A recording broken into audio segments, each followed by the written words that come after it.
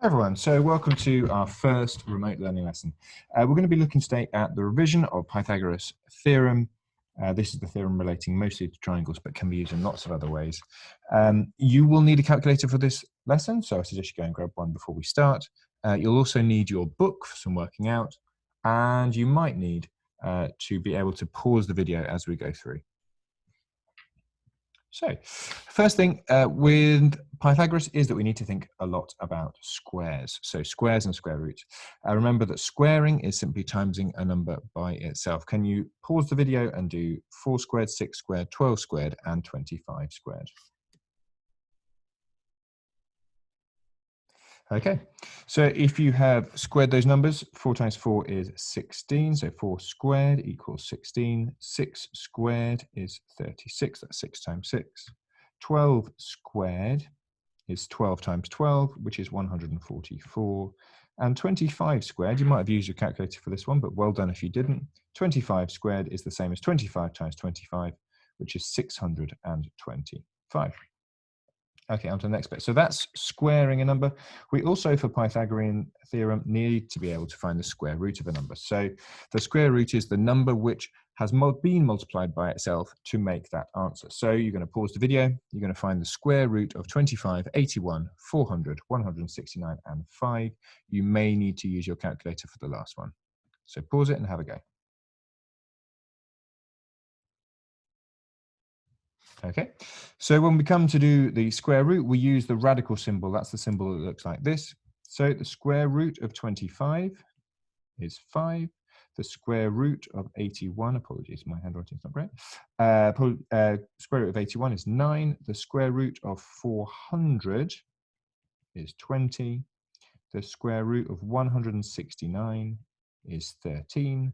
And the square root of 5, now this one doesn't give us a whole number integer answer, that's 2.24. It goes on a bit, but I've rounded it to 2 decimal places. So this brings us to a useful point. There are 2 different types of squares. There are those which are perfect squares and non-perfect squares. Any number can be a square number because you can square root any number as well. But what you will find is a perfect square is a number whose square root is an integer. It is a non-decimal number. And a non-perfect square is one where there is a decimal square root. So for example, 25, 81, 400, and 169, they are perfect squares, and 5 is not. Okay, so moving on to some triangle stuff. Of course, Pythagoras is famous for his triangles. We need to look at this triangle here, and we have to find the different parts of the triangle. It's very important. Firstly, and I hope you've recognized this already, we'll notice that there is in the corner here, there is a right angle. And it's important that we know that and recognize that because Pythagoras really only helps us with right angle triangles. We can apply it to other things, but you have to find a right angle triangle first to be able to use it. Now on here, there are 2 different parts of this triangle left to find. One of them is the hypotenuse, and there are 2 legs. So I want you to pause the video and just try and have a go and find which of them are the hypotenuse and which are the 2 legs. Okay, so hopefully you recognize that the longest side and also the side which is opposite to that right angle is the hypotenuse. So C in this diagram, C is the hypotenuse. Ooh, let's try that one more time. Hypotenuse. Now, the hypotenuse is always opposite that right angle. So you'll be able to almost draw a line going like this, where it'll be opposite that right angle. It's also the longest side in any triangle. The other 2 sides are legs. Now, when we come to other parts of working with triangles, we will call them different things, adjacents and opposites. But for this, we're just going to call them legs. So we have the hypotenuse opposite the right angle, and then the 2 legs. Now, what I'd like you to do is look at the questions 1, 2, 3, and 4. And I want you to you don't have to write anything down, but just point to and identify which ones of these are the hypotenuse. Now, we always label the hypotenuse C. So if you're going to write anything, write down which side is the length C. Okay, so now let's look through it. So on question 1, The longest side, oh, here's our right angle, right in the corner here. And opposite that is this side here. So that must mean that this is the hypotenuse, which we'll label as C. On question 2 over here, the right angle is here. It is a bit of a funny angle, but it is a right angle. And that is opposite to this side, which means that this side is C. You'll also notice that the 2 we've labeled so far are the longest 2 sides. Over on question 3, we have this one here, and this is opposite to here. So that's C, that's the hypotenuse there. And question 4, there is the angle. And it's here that we find our hypotenuse. So I hope that you found those. Now, the hypotenuse and Pythagoras works very, very well for finding missing lengths on triangles. So if we have a look back here, we don't have any lengths on these triangles. We know where the hypotenuse is, but we don't know anything else. Well, on a triangle, when we want to find a missing length, we have to think of it as this triangle has actually been the length of the sides. Each of those sides has got a square plonked on top of it. So we have here is our C, because we have our hypotenuse and our right angle here. And so C is one of the length of the sides, so one length of the side for the whole of this square. And then here we have, now A and B are interchangeable in this scenario. So we have A here and B here. So we can have A here and B here. So that means that on this square here, A is one of the length of the sides. And on the other square over here, B is the length of one of the sides over here. Now, of course, you know about squares, and you know that if you know one of the length of the squares, you can always find the area of that shape. And you do that by timesing it by itself. So in theory, we need to find the area of this shape, and this shape. And to do that, we can do it like this. We can just do C squared. A squared here and B squared here. Because if we times C by itself, we get the area C squared. And if we times A by itself, we get the area A squared. And if we times B by itself, we get the area B squared.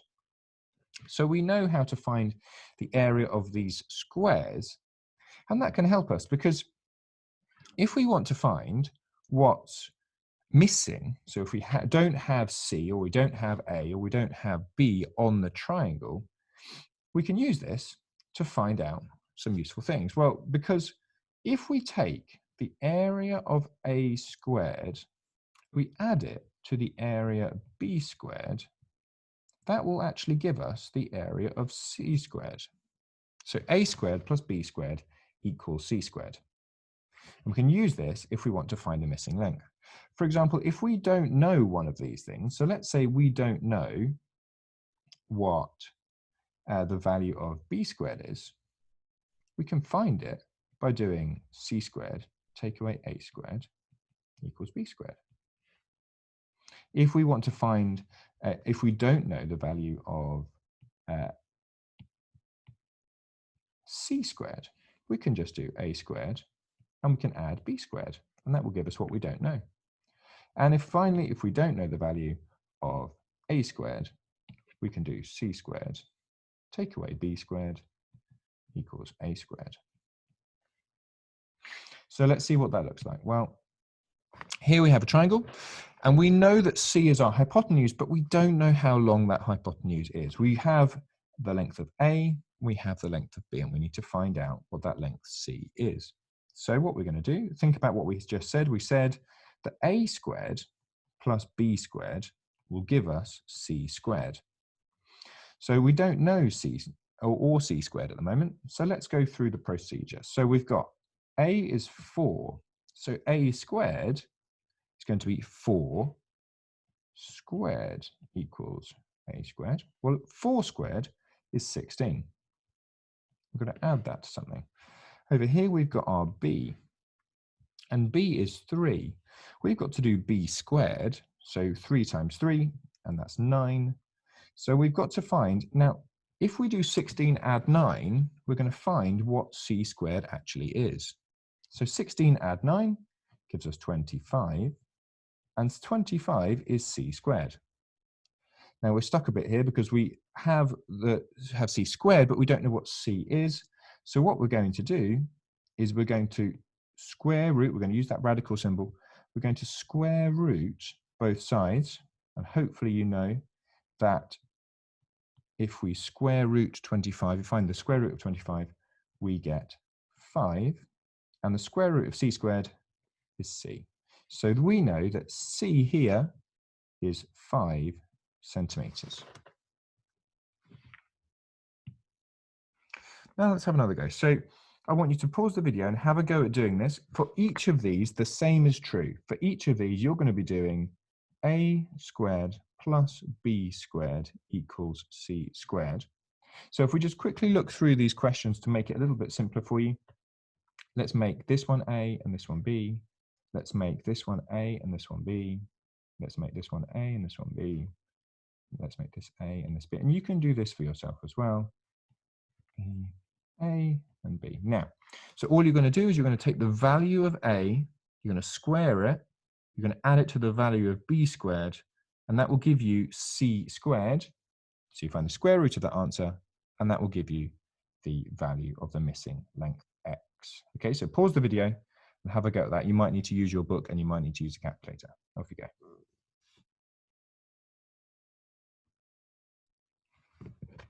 Okay, so looking through our answers, on question A, we've got a is 3, so a squared is 9. So we've got 3 squared plus, and here we've got our b here, 4 squared equals c squared. Let's simplify that. We've got 9, because that's 3 squared, plus 16, because that's 4 squared. And 9 and 16 makes c squared. 9 and 16 together makes 25. And 25 is the same as c squared. This is the same question as we used in the last page. So we know that we have to find the square root of 25 and the square root of c squared. And the square root of c squared is c, and the square root of 25 is 5. So we know that this missing length here is 5. Just going to tidy up my working a little bit. It's a bit all over the place. Okay, make it a bit smaller. Okay, so now we go on to question B. And over here, we've got to do 15 and 20 squared. So you're probably going to need your calculator here. For A, you've got 15 squared. For your B squared, you've got 20 squared. And that will give us our C squared that we don't know at the moment. Now, 15 squared is 225. 20 squared is 400. So 225 add 400 will give us C squared. 225 add 400 is 625, and that will give us c squared. So we go to that last step. We have to square root 625, and we have to square root c squared. And you might need to use your calculator for this one, but if you know your squares, it does make life an awful lot easier. And 625, the square root of 625 is 25. So 25 is c. So that means that x here is 25. Let's tidy up our working, go on to the next question. Now we've got for C, that's here.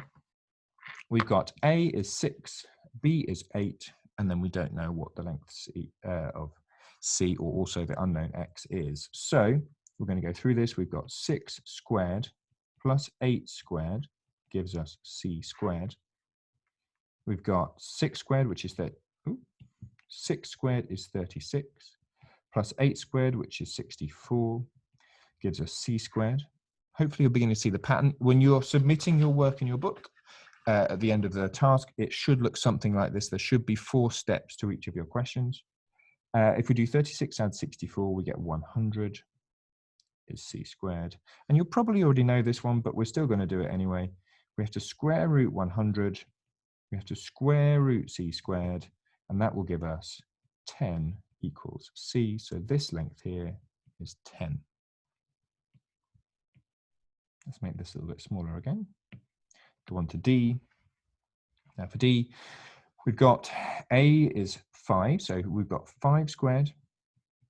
B is 12, so that's 12 squared equals c squared. We know that 5 times 5 is 25, so 5 squared is 25, plus 144 equals c squared. And 25 and 144 is 169, and that's c squared. If you know your squares, this is a nice one. It is a perfect square.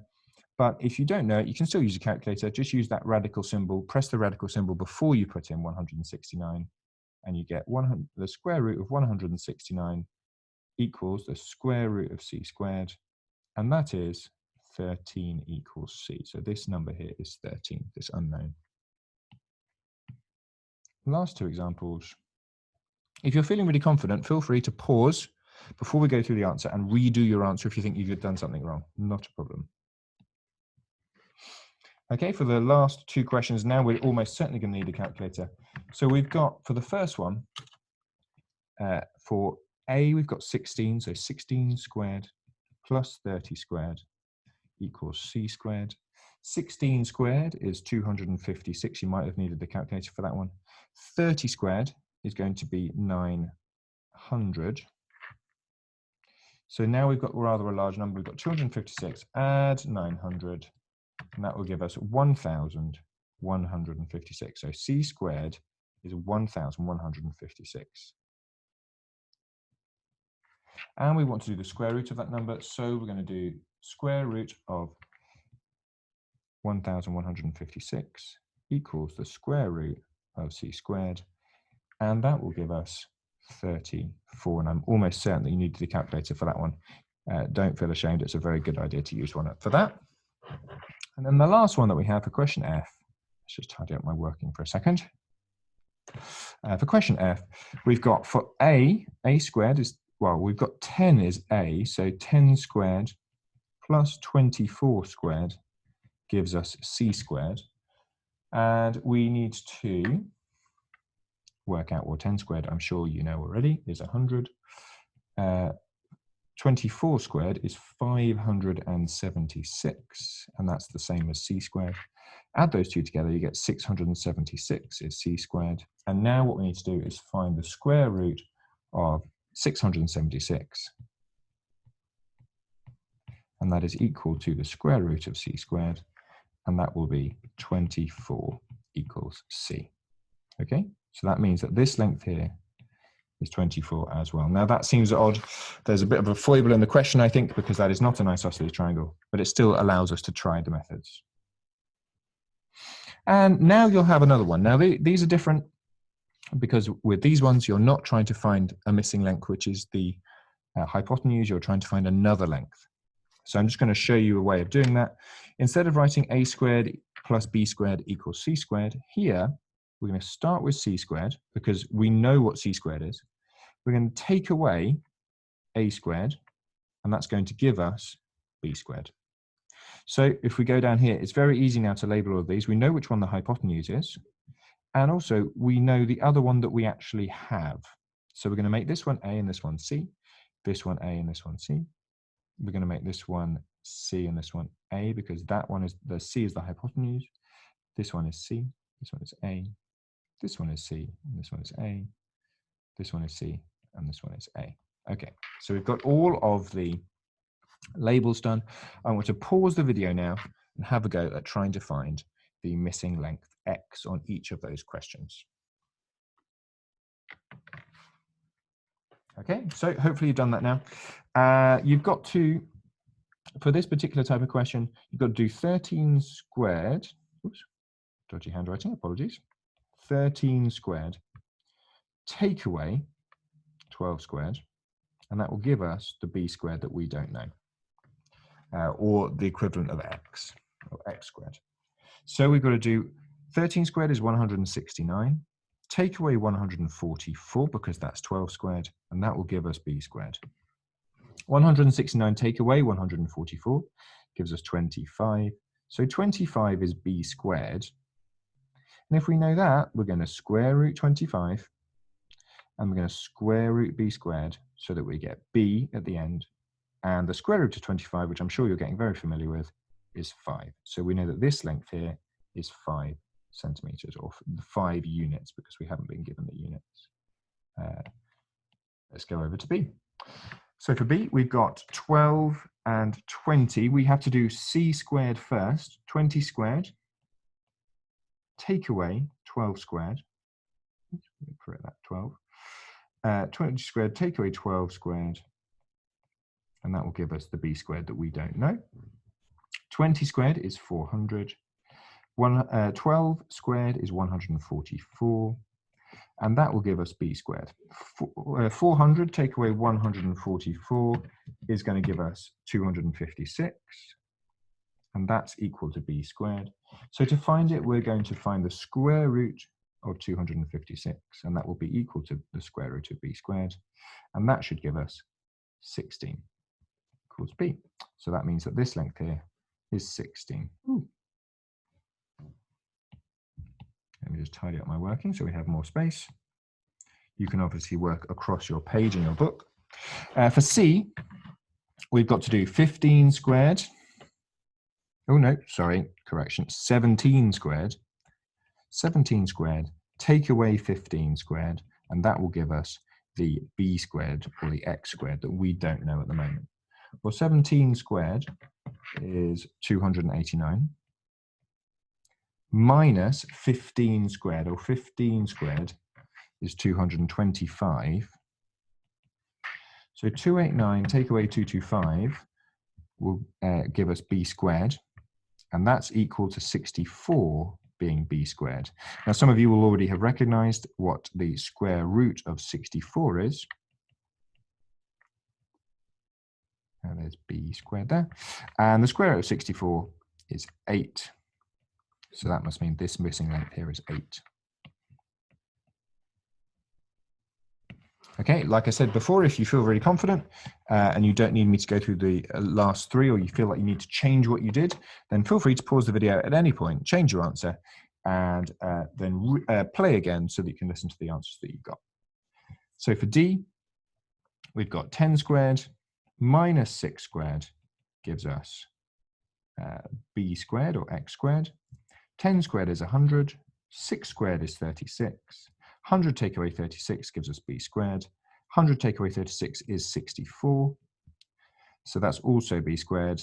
And the square root of 64, well, just like we had in the previous question, hopefully you're seeing a pattern here. Square root of b squared.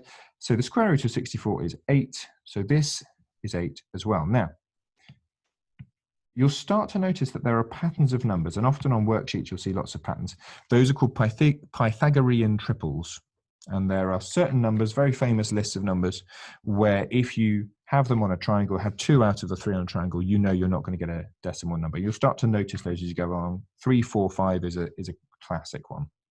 Now for the next 2, for E and for F, you might need a calculator. So we know at the moment that C is 41. So I challenge you to do 41 squared in your head. 41 squared minus 40 squared, and that will give us b squared. So 41 squared is, goodness gracious, 1,681, and we're taking away 40 squared. Well, that's 1,600. And if we do that, we're going to get b squared. So 1,681, take away 1,600 gives us 81, and that's b squared. And again, you know the pattern by now. Square root of 81 is the same as the square root of b squared. And the square root of 81 is 9, and that's equal to b. So we know that this length is 9. And the final one, woo, little celebration time. On the final question here, for question F, we know c squared is going to be 25 squared. Take away our a squared, which is 7 squared, and that will give us our unknown, our b squared. 25 squared is 625. Take away 7 squared, which is 49, that will give us b squared. 625, take away 49, gives us 576, which is b squared. And the square root of 576, same as the square root of b squared, will give us 24 equals b, which means that this length, this missing length here, is 24. Okay, hopefully you feel a bit more confident on finding missing length and triangles. On the task that you've got, this will do a lot of practice of this. So now we're going to look at the extension task. If you feel like this was really hard for you up until this point, I suggest that when you get to the task, you just do those that first page of tasks. If you feel like you've done stuff that you already know and you feel like you've got everything right so far, then feel free. We're going to go on to the next set of tasks. So the next thing that we have is an isosceles triangle. This hasn't got a right angle in it at the moment. So at the moment, Pythagorean theorem does not apply. What we need to do is create a situation where it does apply. What we do is we simply look at this triangle and we think, well, how am I going to create a right angle? What I'm going to do is I'm going to draw a line straight through the middle. And what I do by doing that is I create a right angle on this side, I create a right angle on this side, and I can now start to work out my missing lengths. Because we know it's an isosceles triangle, we know that both sides are 5 centimeters over here, and we know that this 8 centimeters down at the bottom here is going to be split in half. So this is actually 4 centimeters, and this is actually 4 centimeters as well. Now to do that, I hope you're already starting to think, well, actually, I know how to work out the height of this isosceles triangle, because that's the kind of question that you're going to be given. It's going to be work out the height of the isosceles triangle. So I want you to pause the video now and see if you can have a go at finding the height of the triangle.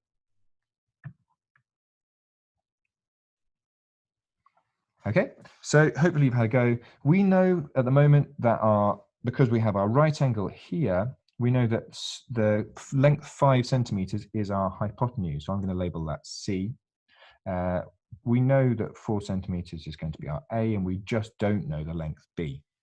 So at the moment we've got 5 squared, which I'm sure you're familiar with, 5 squared, take away 4 squared, gives us the length B squared. So 5 squared is 25. Take away 4 squared, which is 16. That will give us 9, which is also our B squared. Oops, stepped ahead of the game there. B squared. 25 is 9, so 9 is B squared, which means the square root of 9 is the same as the square root of B squared. And that will mean that the square root of 9 is 3. And that equals B. Now, this obviously does not look right. Don't worry about that. Sometimes they are not drawn to scale, and don't fret.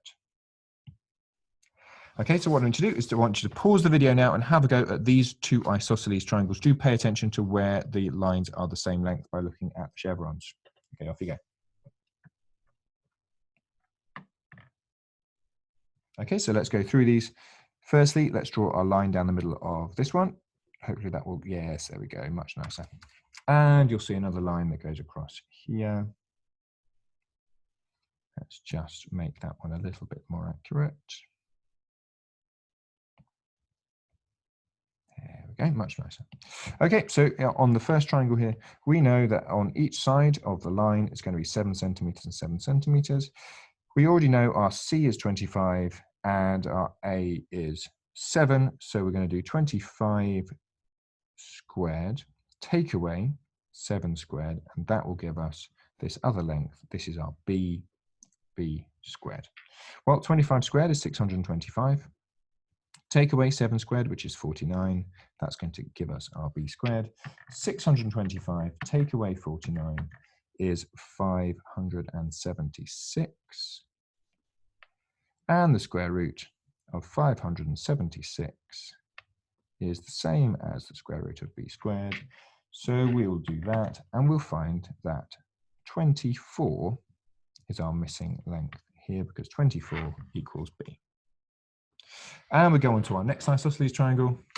We've got the base here. I know it's a right angle, but the base here is 6 centimeters and 6 centimeters. We know that the length here, because there's a right angle here and a right angle here, this is our length C. This is our length A. We're trying to find B. So we're going to do C squared, take away A squared equals B squared. That's 10 squared, take away 6 squared equals B squared. Be careful with my handwriting. 100 take away 36 is B squared. 100 take away 36 is 64.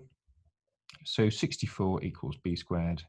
And I'm sure you're already a step ahead of me because you've really aced this. Square root of 64 is the same as the square root of B squared. And that means that the square root of 64 is 8. So 8 is worth B. That's really important. I know that some of you are going to be able to do this in your head. I want you to be in your books when you submit your working at the end of the task. I want you to be showing me the working out that you have done. So it should look something along those lines, one line for each part of the calculation. Okay, now there are other points at which we can use this skill. So yes, this is not a triangle, but you can still use it. I want you to pause the video for a second, just look at it and just think, how could you create a situation where you can find that missing length n using Pythagoras? Okay, let's have a look. So I'm hoping that what you found was that you were going to do this. And if you do this, what we're going to do is create a triangle.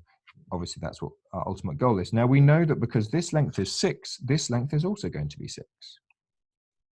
And because we know that this whole length, the whole side of this part of the trapezium was 7, and this height is 3, that must mean that this missing height here is 4. So at the moment we have our n, which is our unknown, a right angle here, a side of 4 centimeters and a side of 6 centimeters. So you might want to pause that again. Just have a think about how you're going to work it out now, having been given a bit more of a clue. Okay, so let's have a look through it. So we know that we need to find n. N is our hypotenuse because it's opposite our right angle. Now, n, or c, if you wanted to call it c, is going to go at the end then. So I'm going to call it c squared, but n squared would be the same thing. And we know that we have to do the other two bits added together because we don't have our hypotenuse yet. So we've got 6 squared plus 4 squared gives us c squared. 6 squared is 36, plus 4 squared, which is 16, and that gives us c squared.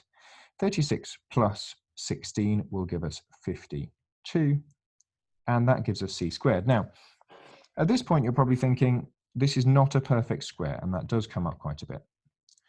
So we've got to do the square root of 52. So pop it into your calculator. Square root of 52 is, now it equals a very long number. It equals 7.211102551. For this, just put it to 2 decimal places. So the missing length n is 7.21 centimeters. Okay, almost at the end there. Now you can also use this for kites. Think about it. I'm sure you're already seeing this. I've drawn you the lines already. You're already probably seeing that within the kite, there are 4 triangles. And all you need to do to work out the missing lengths around the outside of the kite is to use Pythagoras' theorem. So you've got to find the C here, the C here, the C here, and the C here. You're finding 4 hypotenuse. Obviously, 2 of each, each pair of triangles has the same hypotenuse. I'd like you to pause the video, find the length C, and then find the perimeter of the total shape.